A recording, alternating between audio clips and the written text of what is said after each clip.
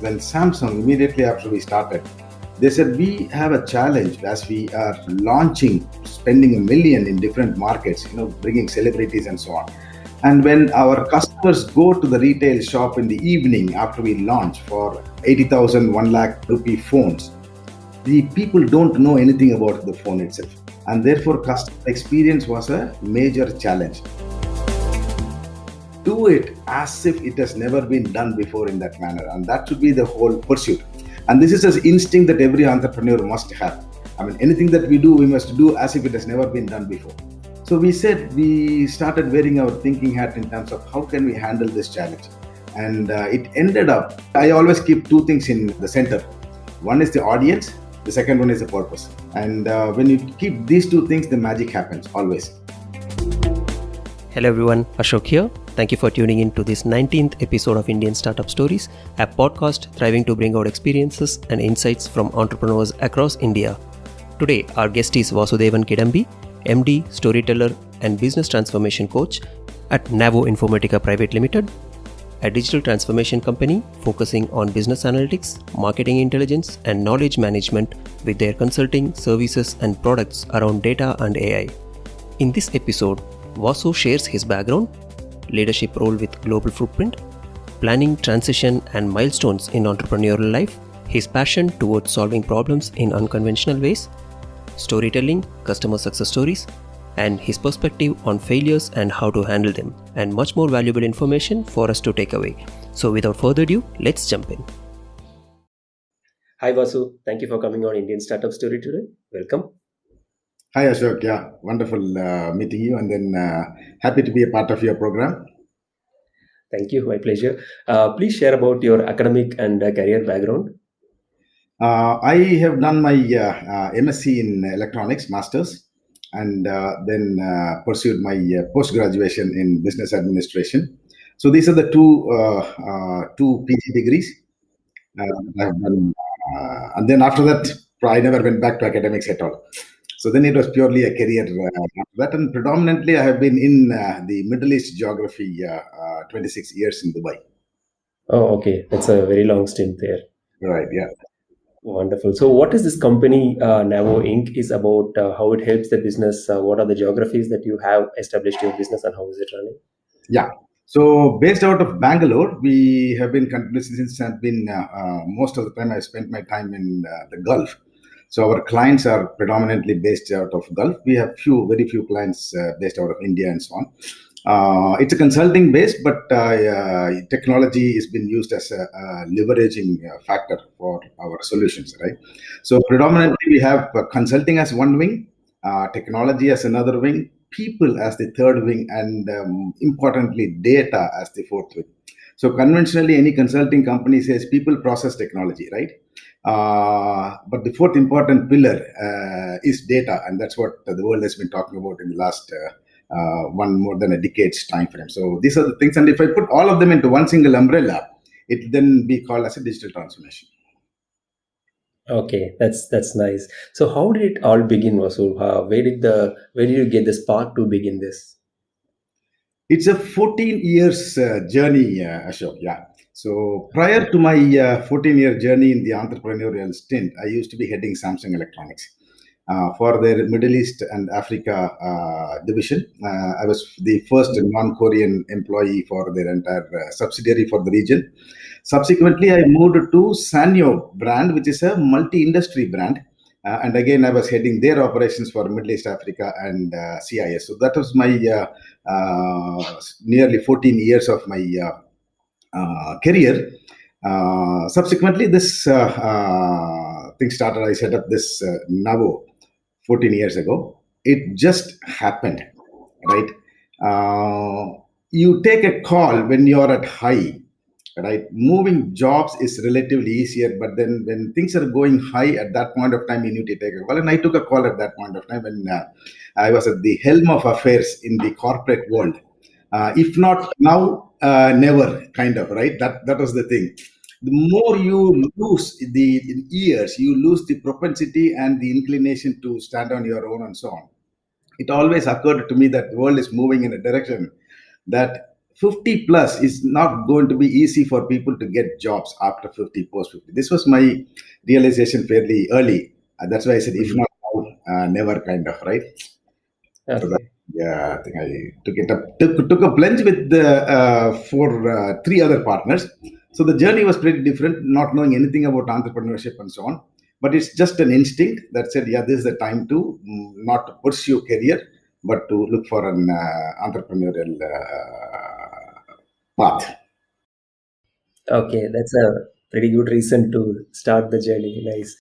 As your company is serving a lot of startups, focusing more on consulting, especially with AI and IoT based products, please talk about how small businesses adopt and get value in quick time, and how big businesses are adopting in overall ecosystems. What's the difference that you see among small versus big? Okay. The first and foremost thing, I don't distinguish between small and big. Although on top of it, we can always say that the adaptation is easier for smaller company as Mhm. compared to bigger companies and so on. However, it depends purely depends on the hunger and thirst of the person who is asking, right? So our consulting always goes towards somebody who wants to make a change. And we the world has been talking about change for several years this time, probably more than 2 decades, until the word change became an abused word, and then we replaced that word with the transformation. Now that also has become an abused word now. But most important thing, we always call it as a startup mindset. Startup is not just a time frame, it's a mindset. So I'm a 14-year-old running business, but the startup Mhm. mindset has been all through, even as of today. Today, any Okay. business, post COVID, everybody is a startup, right? Yeah, You are, accommodating new things. yeah, accommodating for a new normal. So you are actually a startup. So the startup mindset is what I'm looking for.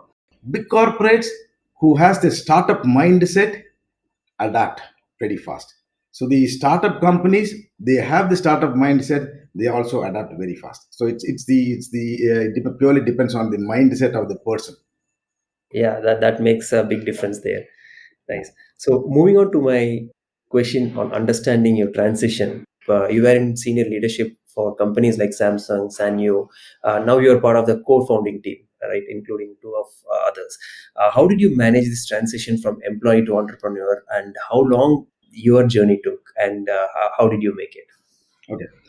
There's a prelude to the transition itself, Ashok. Yeah, and that is anybody who there will be many people who wants to get into startup at midlife, 35, 40, and so on. Preparation becomes extremely important. There's nothing like preparation, right? So in every job career, I always would say that one has to prepare for a future. Preparation means understanding all functional areas. It's today most of them, the startups or anything, fails because we are good at one, but we miserably fail in three other functional areas, right? Could be even predominantly it is finance and so on. So I, during my Samsung and Sanyo career, although my job was more on the business development, I stepped deeply into the financial aspect of business, stepped deeply into the supply chain aspect of business and so on, stepped into the process areas. So I was heading the implementation of various global processes. These are all the things you just take beyond your job. So therefore, preparation becomes extremely important. Therefore, transition becomes easier. So less you are prepared, transition becomes pretty difficult and so on. So talking about transition, one step before transition is the preparations, and all-round preparation is very important. That made my transition a lot easier. Okay, yeah. Preparation matters in all the field, and especially in this entrepreneur journey. That's nice. No compromise to preparation. True, true. What's your formula of sales and marketing? You manage both services, training, solutions, and also in terms of consulting. How did you start your initial marketing and how it evolved, which helped your business? I had one advantage, I must say, because coming from a career at a Samsung and Sanyo, there is already a built-up familiarity in the market, right? So that was besides the capital. This was actually a goodwill capital that we had, so it was pretty easy for me. And subsequently, there are some people who always say things, and then if we ignore things, we lose a lot. So one of my friend who said, in consulting business, Vasu, you are starting a consulting business. The first and foremost thing is you must say yes, right? As long as you understand what it is, say yes, then go and figure out how to do it.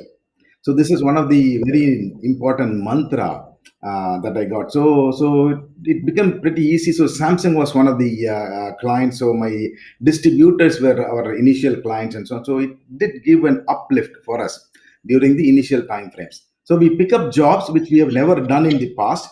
So, but you are given those jobs based on the familiarity of the client with us, and that's when the whole thing started. So I must say I had a little bit of an advantage on that. Plus, my co-founders at that point of time also brought in tremendous amount of knowledge and wisdom in the area of entrepreneurship, and I did not have that in the initial stages, but it was purely a collective effort in the earlier time frames. That's a pretty good support in the initial days. Yeah. Nice. Now you have a very good network and tie-up within the community, multiple partnerships. And how was the earlier days of Now? What challenges did you face, and how did you solve them? If you can share about certain instances which are close to your heart. Yeah, again, long innings so far, right? So the journey started as four of us as co-founders. Uh, 3 years time frame. Well, we rose to heights during that time frame, and then as a normal story of the journey, so two of our founders split, and then leaving the two behind. And then in after 3 years time frame, the third one also left, and then I was left behind, and I replaced the third one with another one. So the journey goes on. See, one of the very important things, Ashok, is when you step into an entrepreneurship, it is not a personal life fundamentally, right? Mm. So we must be prepared to go for a long innings. Two options always you will have, every entrepreneur will have. Shall I quit? Shall I go back to a job? Right? This is always something that you will have. So I do had at many instances such things and so on. I decided that I'm not going to go back because it's not going to change. By changing, you need to know how to ride a bicycle. If you don't know how to ride a bicycle, changing the bicycle is not going to solve your problem, right? True, true. I did no. Initially, it was fine. The first 3 years, as I said, it was fine. We had great contracts from BlackBerry kind of companies, handling multiple geographies and so on. But of course, yeah. Then after the recession, we started in 2007, 2008. There's a recession. Then subsequently, there's another recession, and subsequently, there's another mother of all recessions. So, right. So there is no going back. And as I said, it's not a personal life. So by closing a company, you are actually endangering the lives of several of your staff also. So it's not just a private life, it's a social aspect also. So these two things always told me that keep going on, and no matter market conditions, no matter business challenges whatsoever and so on, as long as we have that, and then we over a period of time, it is what we define today as a resilience. But otherwise, challenges always comes. The question is, are you going to stay steadfast, or are you going to and learn and see, all these challenges are opportunities. We turned every challenge into an opportunity, and that's where the journey has been pretty interesting, I must say. It's at the end of the day, it is a journey, right? True, true. Yeah. So as you mentioned that it is not a one-man company initially, started as a team, and you had your co-founders along with you. So can you talk about how did you manage the initial days conflict, and how you made sure that you were all in common ground before you kickstarted your business, and how did you share the responsibility? Well, it was definitely a common ground, and then we had a tremendous amount of mutual familiarity. That's where we decided to step into businesses and so on. And yes, there was one person who had phenomenal entrepreneurial strength. I did not have, because I come from a career background. Another person also from a career background. but had a tremendous marketing capability. I have a phenomenal operational and business capability, and the other person had technological capability. So if you actually put all of them together, it was a fantastic recipe. And then the startup starts with a nice, fantastic recipe always, right? So till such time, certain things, certain forces acts beyond your control and so on. So when conflicts came, it came just on all of a sudden at a point blank range. So it's point blank on the receiver side. It's always a point blank. But on the people who are on the preparing side, they know, right, to what to expect and so on. Yeah. And that is when I said, oh, this is what is called as entrepreneurship, right? And since then, I did not turn back. I said, now I have to really play that role. The as I told you, preparation. And I always believed when I used to work for Samsung, I am an entrepreneur while you are in working for somebody else. The only difference is the funds does not belong to you. That is all. But otherwise, to run a business, for a business generation, for profitability, we are responsible, right? It is only the case that the funds belongs to Samsung and not myself. But when you're an entrepreneur, you're also responsible for the funds as well. That's the only difference. So the mindset while preparation phase is to behave like an entrepreneur, and that helped me when I had to really go the mile all by myself. Okay, so the preparation plays a role even there handling the conflicts. So you are prepared well in advance. Exactly, yeah. Nice. Can you talk about the funding that you managed? Was it bootstrapped for your business, or did you have any extra channel of bringing in investors in your experience? How well prepared were you in the beginning? See, good or bad, people teach you many things, right?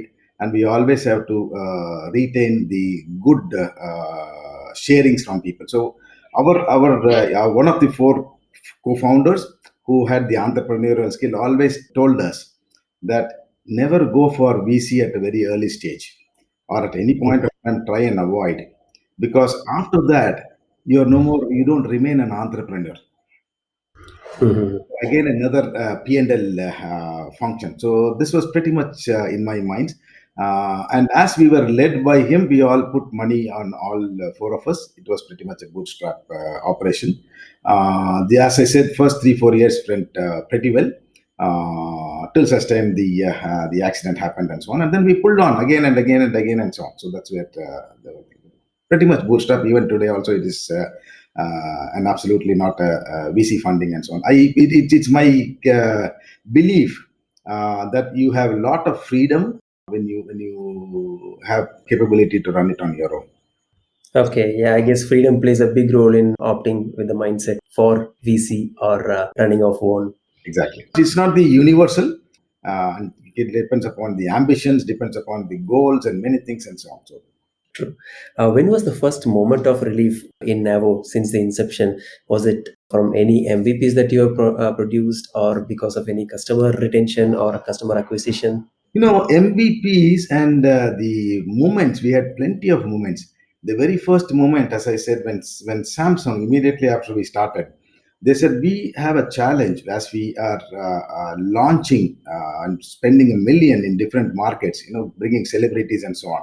And when our customers go to the retail shop in the evening after we launch for 80,000, 1 lakh rupee phones, the people don't know anything about the phone itself, right? And therefore, customer experience was a major challenge. They said, and knowing us, they said, can you guys do something? We have never done training programs, right? And then when we, as product managers and sales managers, when we do training programs, we know we bore our audience to death, right? With all of our PowerPoint and specifications and all that stuff. So, as I said, a friend told that whenever you take assignments, do it as if it has never been done before in that manner, and that should be the whole pursuit. And this is an instinct that every entrepreneur must have. I mean, anything that we do, we must do as if it has never been done before.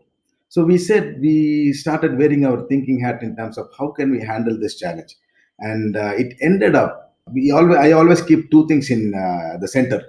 One is the audience. The second one is the purpose. And when you keep these two things, the magic happens always. And I always say AMP, The M stands for message. Sometimes M stands for magic also, because you keep the audience and purpose at the center.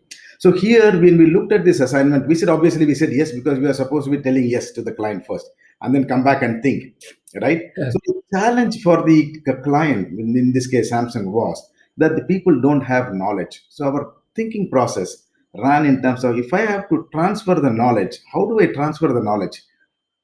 You cannot transfer when the audience is not in the present moment. Mind is not in the present moment. So I need to keep the audience, forget about even transferring the knowledge. I need to keep the audience in the present moment. How can I keep the audience in the present moment? Unless you deliver something which is attractive to their eyes. So a content became extremely important. Then second thing is, even though your content is important, only alertness, right, and anxiety can bring a human mind to a present moment. This is something that we learned, right? So, how do I bring alertness and anxiety? So we know all these things are prior to starting the execution. So alertness and anxiety, we all know we are alert and more anxious only during our examinations, right? The alertness shoots very high. So we said, if that is the case, we watch Kaun Banega Crorepati, and as casually we were watching that, and I was watching that, I should say, and I said, wow, there's something called an audience poll. I said, fantastic. That struck me, and this is an example of innovation that I will give. Now, when we see something, and then when we are able to take that essence of it and then apply it in another place, I define that as an innovation, because it's not an invention, obviously, it is somewhere else. So we said, ah, fantastic. So if I can, every 30 minutes is time frame, measure the knowledge that has been transferred to the retail sales people, right? A very normal front end retail sales people. I have a purpose that I'm serving, right? I will be able to put a math to a training program. And never a training program doesn't have a math. Training program only have photographs and invoice, nothing else. So I've done this training program, and this is my invoice and so on. And finance people pay for that. And I was wondering, fantastic. How do you pay? There's no proof of what you have delivered, right? So there are industries where you don't have proof of delivery and yet you pay. And training is one of the one such thing, right? So we need to redefine that, and then that is when we brought in voting pads, which were used by Kaun Banega Crorepati in their audience poll. Immediately imported them and made a huge difference in the way training was done. Okay, quickly getting the responses from your audience. Getting the response at the end of 5 o'clock training finishes. I'm able to show to the client that the knowledge transfer efficiency is 92%. Math. Okay, yeah, that matters. Yeah. So it's all about, that's when our thinking of innovation started. And the second moment was when we took a BlackBerry assignment, and they needed the market real-time inputs on the market in Saudi Arabia and Egypt and so on. So this had a phenomenal, again, I think if they need it, they were UK based at that point of time. So if they need what's happening in Saudi Arabia the previous night, and we said, okay, we deployed people, and the moment I deploy people in Saudi and Egypt and Kuwait and all this, Arabic comes a stumbling block, right? So we have the backend tool. So the people on the field started surveying, and then input is in Arabic. So I set up a team in Cairo, right? And they pick up the Arabic, because it was all done on BlackBerry on online mode, but it is in Arabic mode and we cannot understand English. So they pick up the Arabic and translate into English.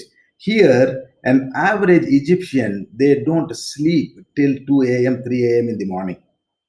They are fantastic to work after 10 p.m. in the evening. So I leverage that sweet spot over there. And when it is 3 a.m. in the morning, it is 7 a.m. in India, right? So when they finish the translation, our Indian team picks it up, does the quality check and so on, and then ensures the data is all in perfect order. And then when they finish it, the 9 a.m. of UK time. Continuity. Exactly. This involves phenomenal synergy, phenomenal leveraging of time and space and so on. And that is what, when we propose, and that's where our project was, accepted, and then we were awarded the project purely because of the innovation in the entire thinking process, leveraging all these things, and then and made a very cost-effective proposal to BlackBerry. So it was a very important moment that it is possible that you can sit in one place and manage markets in other place and manage all the hurdles and still deliver it seamlessly as if nothing happened overnight. Okay, so this all happened in the initial days, is it? In the first 2 3 years In of the first your. 4 5 years, yeah, yeah. Okay, okay, nice. Can you share one of your customer success stories, which is a pride moment for you for being part of their journey? Besides the BlackBerry story itself, I would say there was a client, a trading and distribution company. He came to me 3 years before with a suboptimal performance. The GP being far below their cost of operation and showing a negative picture all through. So if we have to move nowadays, I actually do certain areas of business health check and then guarantee profit improvement for companies, and that's again another an approach of innovation that we do. So here is a company today, and why I'm taking that as an example is despite COVID timeframes, the company is declaring bonus to their employees, which means the journey of 2.6, which is 2% below the cost of operations. Now they are at 8% GP, which is 3.5% more than the cost of operation. So this journey was possible because of a continued relationship. And then all what we did is data. Every Okay. organization today, your truth comes from your data. Truth does not come from people. It's only a half truth. People can say it is a gut feel, it is your perception. Perceptions gives you half truth. The 100% truth comes from the data. So I operate the company through their data. We do have our data analytics tools, so which makes it pretty easy for me to understand the nuances of what's happening and so on. So transforming a company from an absolute loss making to a phenomenal profit making is a great success story. We now do it for quite a few organizations, irrespective of the industry. Okay, I guess data analytics product making huge difference when it comes to retaining the customers and increasing the business everywhere. Phenomenal, yeah. Yeah. How COVID has impacted you, and what are the big changes that you see in yourself, and what dynamics it has got changes in your company? COVID exactly almost a year ago, right? We are standing in the same time Yeah. space, right? Yeah. So my LinkedIn posts, if you see, it says that we don't know anything. So the first and foremost thing is setting yourself to ground zero, and cleaning the slate was an important, aspect of the entire turnaround. So all what we were doing, if it was a technology solution, we do workflow automation for companies. Stops training completely stops. So all the avenues stops completely, right? And then therefore fantastic, it's a clean state again. It's an opportunity. Every crisis is an opportunity, right? So the journey again during the COVID for us, turning our course is relatively easier because we have turned the courses many times in the last 14 years as time frame, because we need to move where the world moves and so on. So I picked up 2 3 areas, very precise areas. During COVID, every business undergoes a stress, phenomenal stress, untold stress, and so on, right? And when a human body comes out of a stress, you actually have to go and then take a medical checkup, correct? We do Mhm. that, right? So if your plane is hijacked and then you come, everybody is undergoing a medical checkup. No, the amount of secretion, the chemical secretion, whatever, and so on. So I constantly spoke during the using the social media, the importance of business health check for organizations. So today that is one of our key areas, which not only gave us an opportunity to carry out business health check for certain organizations. The moment I do business health check, I know the organization much better, and if I know much better, I'm also instrumental. I can be instrumental in taking you to the next levels also. So business health check is nothing but organizations who have been in business for say 20 25 years time frame, 15 years, 5 years, no matter what the number of years, right? They all have certain set perceptions, and COVID brought in a disillusion. They know only that, they did not know beyond that, and so on. So various things, but the difference between what the owner has a perception about his her business and what the data tells me, that difference is what you don't know, right? Mhm. Very Mhm. similar to saying, when I say I have stomach pain, we only know how to say we have a stomach pain, but is it stomach? But where is stomach? So the pain is in spleen or gallbladder, or you have stones in kidney, or you have intestine, or your liver is compromised. we don't know anything, right? So you need to go through a series of tests and so on. And the evening when you go to a doctor, he says, perhaps you have two gallbladder stones. We need to remove it. You go to other action plan in terms of treatments and so on. So I mirrored the same thing and then created this product of business health, 20 point, 30 point business health check and so on, and then started administering it to the various organizations, irrespective of industry. You can be a facility management, you can be food, you can be whatever, you can be technology, distribution, whatever. So adaptation number one was that. And number two, when we did this, we also brought data storytelling, because I saw another problem when organizations come out. Already organizations have enormous amount of data. Your startups are also generating data, because startup itself, many of them being in the AI and IoT space, data is the fulcrum of entire thing, right? So true, yeah. So we also conceived a different way of dealing with the data, moving away from the convention. And we brought a lot of innovations. Data is available, BI is available, intelligence reports available, but yet we still call them as reports, right? BI report, Power BI, whatever, and so on, right? There is a final 10% which the world is not looking at. And thanks to the transformers, I call transformers, basically I'm talking about Jeff Bezos, Sundar Pichai, Dorsey, and so on, right? So these are the people 2 years ago, they said, all of you guys bring me stories. Don't bring me your reports and your boring PowerPoint presentations. So that's when the data storytelling got its name, data storytelling, right? But Yeah. we were There are designations also right now. It got changed from data storytellers, from the data scientist niche category. Yeah. Yeah, exactly. Now, data scientists are a different breed. They deal with intensely with data from an algorithm point of view, right? They have Yeah. a huge job that they are doing. Whereas data storytellers are more from the management point of view. And unless you do that last 10%, is take all your data and then bring a narrative to the data, to the reports. Narratives pushes human to action. Your report does not push human to action. And our researchers said that what is missing in the corporate world and the startup world is basically the last 10%. And we now are having data storytelling as a service. We have taken several assignments on that. And data storytelling is now a workshop that we do. We already have done 3 workshops for corporates ever since all these things started in the last, say, 1.5 months time frame. The startup mindset is very important.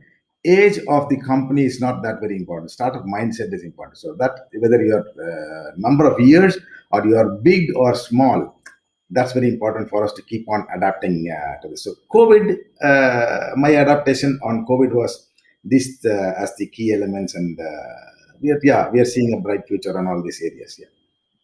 Pretty good insights from the adoption point of view. Nice. Current generation students have lot of learning options these days through online portals, YouTube, variety of MOOC courses. What is your recommendation to students that they should get a job, work, then think about business, or you recommend to have a business mindset while studying and explore options before even starting a work in any company?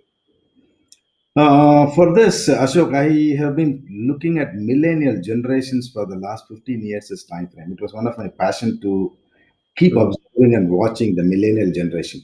I'm answering it from that perspective, and I also have put in a lot of time in terms of understanding the future of jobs. Again, since 2.5 years is time frame, ever since this subject became of global importance. So if you take all these things into consideration and then look at the way world is moving rapidly post COVID, skills are extremely important, right? Not the degree anymore. So my and therefore today the amount of exposure that even an average student has is unimaginable exposure, right?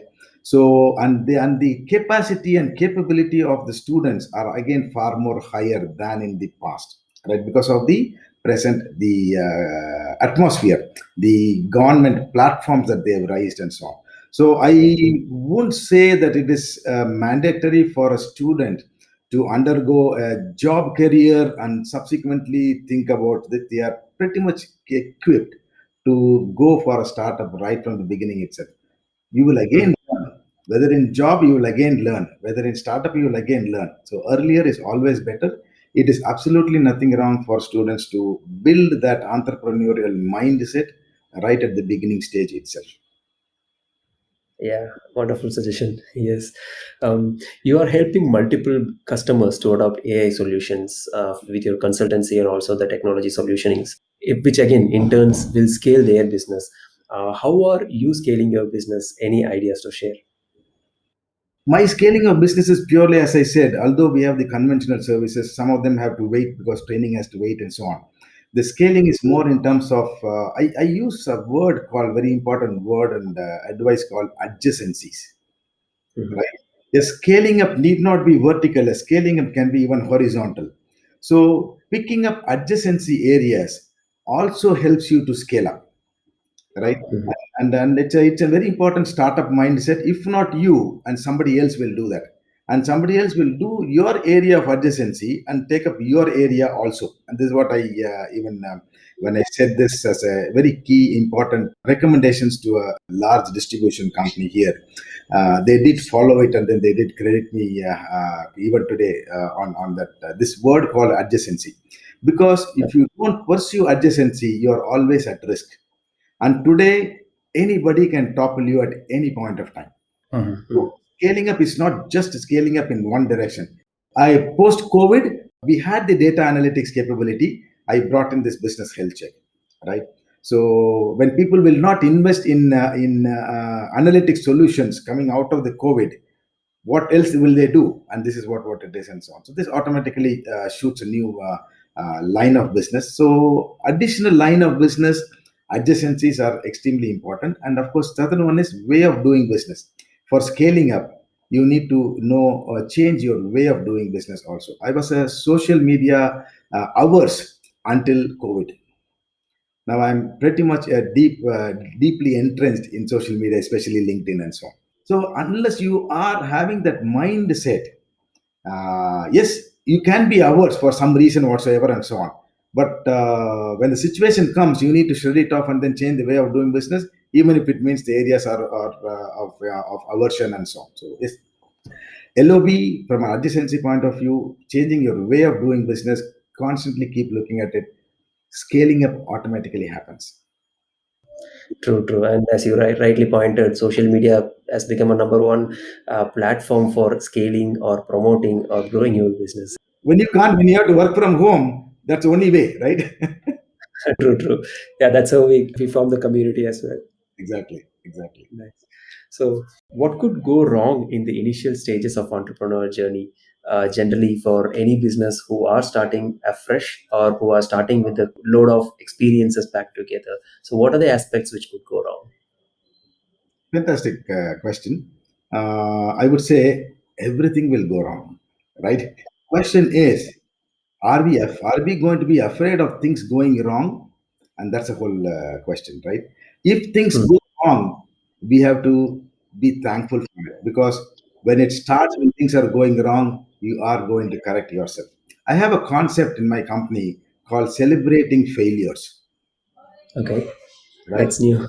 The moment you know how to celebrate, you would have done a totally a dumb job, right? Come back at the meeting and let's celebrate it, right?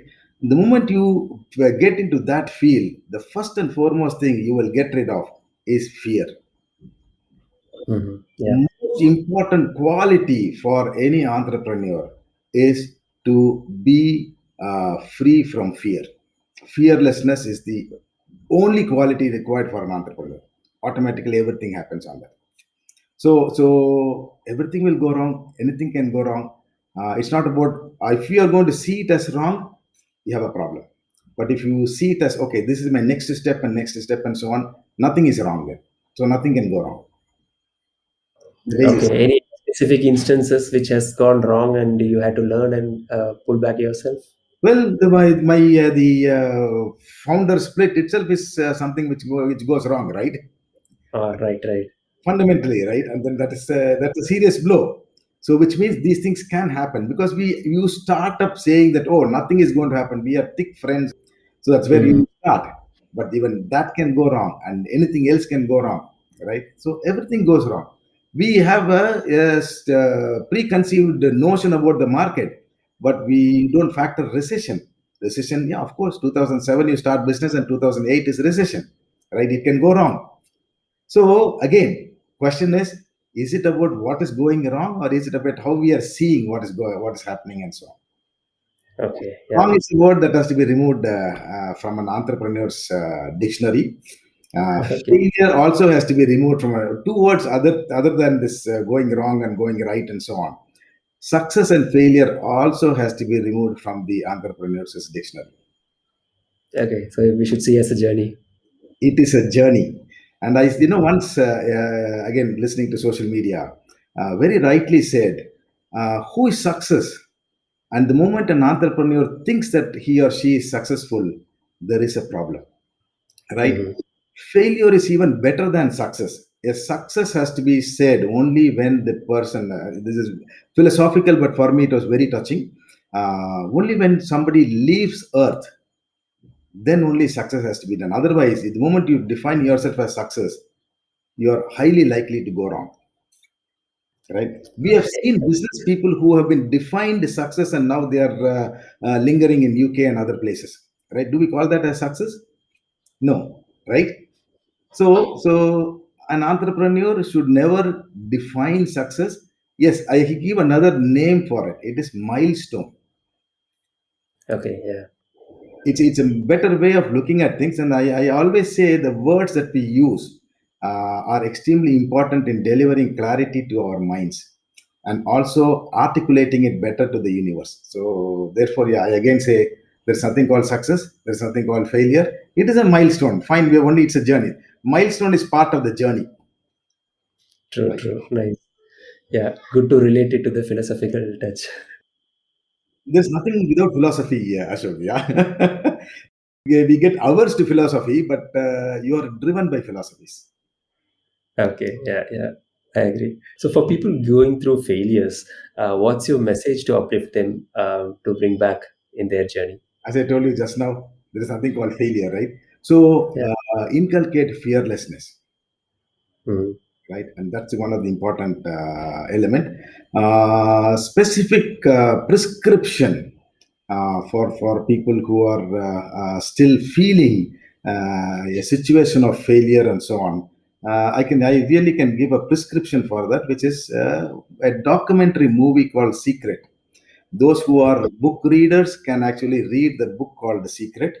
Those Yeah. who are Yeah. not can watch Good the one. movie, a documentary, a boring 1 hour 29 minutes boring documentary, right? Yeah. When I listened to that or when I saw that, maybe around for more than 14 years, 16 years before, it was not boring at that time. Today, if you ask me to see, I'll say, "Will you pay me $50,000?" Then I will see that. Yeah. So There are sequels for that as well now. Yeah. The exactly. hero. Yeah. Yeah. So it is always about when there is a failure. Failure even happens even today, right? Because of our one of our very important client shut doors 80% because they are in the retail client, depending upon the airline tourism and so on. And obviously, they will shut all the projects, ongoing projects, right? So here is where you look at the that movie or the Secret movie comes. It is what you throw at the universe. Are you throwing at the failure at the universe? What does the universe do? It will go and then bring back three more, right? Mhm. If you throw to the universe that okay, oh, is that so? Which three doors are you going to open? Universe listens, and Secret movie tells you that universe conspires to bring what you think and what you expect. The time frame universe will decide, but definitely it brings. And that's why I very strongly say that the word failure doesn't exist and should not exist and so on, right? So I Right. tell my son, don't confuse the universe, because many a time universe wants to help you, right? Universe is ready to help you, but we give mixed signal. We say green, red, amber. Now, will the traffic move? Traffic will not move. The universe is waiting. Are you going to give me green signal? I'll jump. And it says in Secret movie, it says it will bring people and situation. It conspires to bring people and situation to fulfill your requirement. Wonderful. Yeah. right? Yeah, so that's the it's a practice, it's a journey. It is I don't think there's any other solution to overcome this fear factor, or the failure, fear of failure, what we say, and so on. True, true. Yeah, yeah. So on that same line, right? You'll have days both ups and downs, and there are quiet days, there are chaotic days. So how do you stay calm during a day of chaos? The solution is right there in your question itself. So first and foremost thing, whenever you see chaos, chaos is one end of a spectrum, Hmm. right? Yeah, a station or two stations before chaos is confusion, Okay. right? So if you see it as a part of the spectrum, the other end is calm. So the question itself is to stay. So I say stay calm first, right? So in the state of mind, if you are going to try and solve the problem due to the chaos, it is going to be much more counterproductive, because at that point of time you don't need a solution, you need clarity first. Hmm. And today, the biggest problem challenge that the world has, startup to corporate, lack of clarity. So I've taken this as one of our in my the whole, whether it is business health check or data storytelling, delivering clarity becomes extremely important. So in chaos, don't look for solution, look for clarity first. The moment you set out looking for clarity, you need to step back. The moment you step back, you are actually moving towards a zone of calmness, right? And then you don't want a Panadol or an Adol to solve the symptom of the problem. You can actually look at it at a system, and you can think more systemic approach rather than a symptomatic solution, because you're going to face it again, because you'll get the same headache after 2 days time frame, right? And again, it gives you much more chaos. So in dealing with chaos, calmness in mind is extremely important. Throw the problem outside your system rather than inside the system. You will then find a solution to the problem. So it's the clarity of the problem. After then, the next stage is finding a solution to that, or a resolution of chaos and so on. Yeah, nice. You turned the question inwards and found the answer in the question itself. Good one. Oh, yeah. Every time, nature throws you this, the situation throws you chaos at Yeah. every point of time. An adverse conversation also can be turned into a positive, and then you can make a great friend out of a huge quarrel. Also Hmm. possible, Yeah. the way you True, deal. true. Yeah, Yes. So, what is one important quality that you expect and you want for any budding entrepreneur should have? the bedrock of every entrepreneur must be fearlessness first, because Hmm. constantly in their mind the question is always, oh, what if? Oh, what if? Oh, what if? Right? Yeah. Nothing can go wrong, everything can go wrong, but as long as you are there, because you are there, right?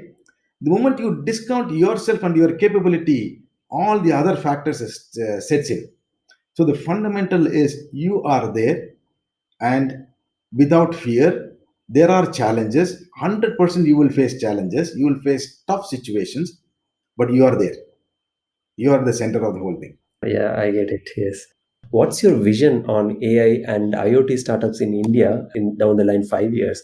And what are the impacts it's going to make as you foresee in the overall ecosystem? And what do you expect that the budding entrepreneurs and the new startups should focus on? I think India will continue to stand as the capital for all such endeavors on AI and IoT based.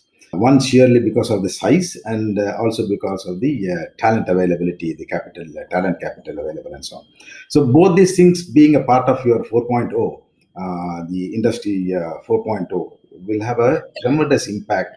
And I look at it this way: this AI and IoT.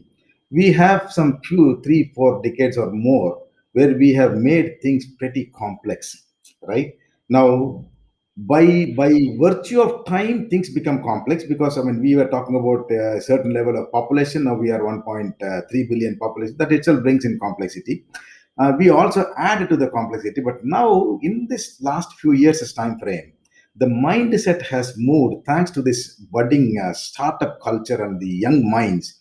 Uh, Predominantly, they are looking at solutions, right? Solving the existing problem which has been created by us, right? And if you see in terms of number, we are moving towards in India, it is a 15 to 75 billion dollar industry, purely the IoT part of it, going 5 times in 5 years time frame is a huge uplift for that. And your AI also rising all the way to 950 billion shows there's a tremendous appetite and tremendous problems that are to be solved in the society. Delivering a solution and being consistent becomes extremely important for the startups, and it's going to be a very very strong propelling factor for the overall Indian economy. Whosoever is there in this space of AI and IoT are having a tremendous tailwind advantage. 950 billion is a huge space for the AI ecosystem overall. Yeah, Yeah, yeah. that's wonderful. So moving on to the next segment of this episode, rapid fire questions. Let me bring on the questions now. Okay. What's your favorite sports or game you play? I don't play, but my favorite sport is cricket. My son plays cricket. Uh, Okay. he's a Karnataka state player. So I developed interest around cricket, and I love Mhm. the cricket as industry. And then we are trying to solve problems associated with the entire industry itself now. Okay, so he's playing for a state cricket team. State, yeah, yeah. Under 16, under 19. He's just 19 plus. So now looking Okay. his way through for the professional area also. Oh, wonderful. Nice. What's the best thing that happened to you this month? A very interesting thing happened. Somebody out of the blue from Japan called me and then wanted our help to understand the setting up of vegetable factory. And Okay.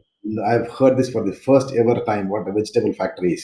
Today we have within this month's time frame we are concluding a deal to carry out a research for vegetable factory in UAE. Okay. That's interesting. Kind of a vertical farming or something like that. Exactly, it's a hydroponic vertical farming and so on. So when the call came, I had no clue on this. Yeah, then it's question of just today knowledge is available, right? It is accessible at the touch of a button and so on. The rest is all business sense and the common sense and so on, right? Yeah, yeah, yeah. Nice. It relates to the article that I read this morning. Vertical farming versus horizontal, the existing typical way of farming. The comparison is like 2 acres of vertical farming will give the yield more than 720 acres of the horizontal farming. That's Mind, a relatable term. Yeah. mind-boggling. It's all about AI. It's all about data. It's all about cloud. It's all about, I mean, connecting that technology to producing your lettuce and strawberries and so on is absolute mind-boggling, right? And it's a great Yeah. startup approach also. And I just immediately, without any hesitation, sprung into this particular field. And yeah, it's a very, very interesting area, even from a startup True. point. And it is coming in India as well. That it's part of that IoT Forum India news. Yeah. Exactly, exactly, yeah. Right. So, which is one book or article you have read recently and you liked it? Which is one book or mm, I generally am not a book reader. Hmm. It's the articles that I normally listen to Okay. videos and stuff like that. And I would again say most interesting thing for me right now in my mind is all about this vegetable factory. Okay. Nice. The research I had to do in order to understand the whole thing, articles around that made me look at totally new way. While the world is talking about food security, while the world is talking about water shortages and so on, this is a phenomenal solution. And if you right, so if you need 100 liters to produce 1 kg of lettuce, you probably need a fraction of that in terms of water I'm talking about, right? And if this Okay. is the whole thing, I think we are all set to solve a huge problem both in terms of food security and this the water also. So yeah, I've been reading a lot articles on that. Okay. Nice. Tip. What's your favorite subject in school? Interesting, yeah. My favorite subject, I would say, was civics. But if you ask me why civics, it was the smallest book among all other books, right? Got it. Yeah. So, to be frank, yeah, that was the reason. But yes, it was an interesting subject. I developed a taste towards that. Politics teaches you a lot. Today, if you see, there are lots of lessons, lots of strategies when you come to business and so on. It's not. I'm not a politician. I'm not going to become one. But what happens and how things are strategized is phenomenal to look at. from a politics point of view. That is, again, the civics knowledge and all these things helps you. The Article 370, always I shared many things to my son. He is now close to 19 and a half, 20 years old. It's not about the Article 370 that happened in India, but the preparation that happened. As I keep on stressing the word preparation, the lessons that we can learn from that is phenomenal.